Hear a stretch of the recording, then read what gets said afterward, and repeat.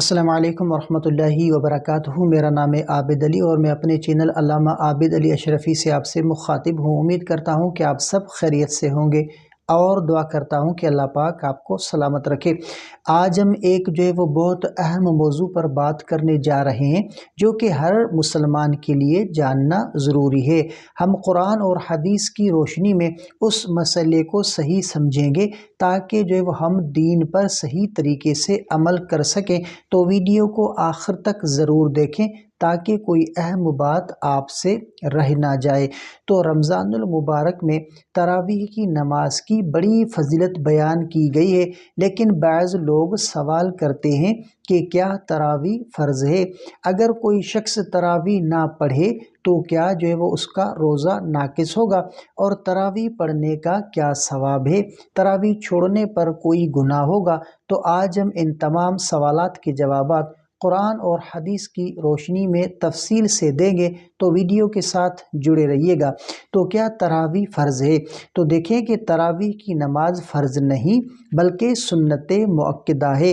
نبی کریم صلی اللہ علیہ وآلہ وسلم نے فرمایا کہ جس نے ایمان اور ثواب کی نیت سے رمضان میں قیام کیا اس کے پچھلے گناہ معاف کر دیے جاتے ہیں۔ یعنی تراویح پڑھنے کا بہت بڑا ثواب ہے، لیکن یہ چھوڑنے سے روزے پر کوئی اثر نہیں پڑے گا۔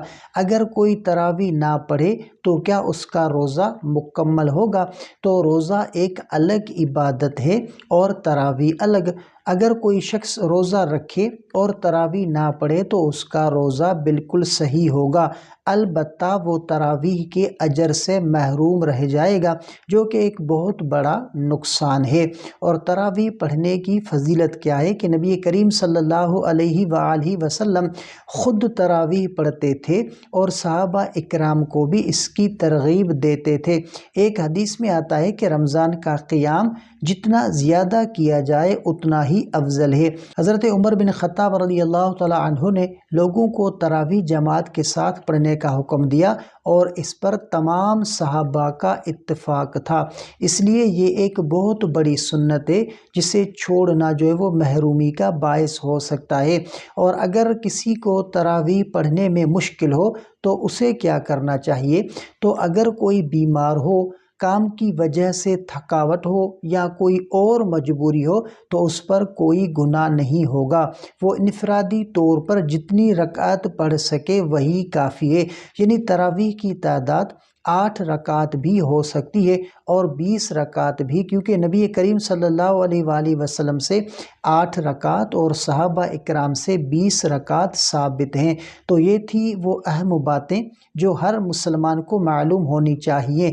اگر آپ کو یہ ویڈیو پسند آئی ہو تو اسے دوسروں کے ساتھ شیئر کریں تاکہ زیادہ سے زیادہ لوگ وہ اس سے فائدہ حاصل کر سکیں۔ مزید اسلامی ویڈیوز کے لیے ہمارے چینل کو سبسکرائب کریں۔ اللہ پاک ہم سب کو دین پر عمل کرنے کی توفیق عطا فرمائے۔ آمین۔ السلام علیکم ورحمۃ اللہ وبرکاتہ۔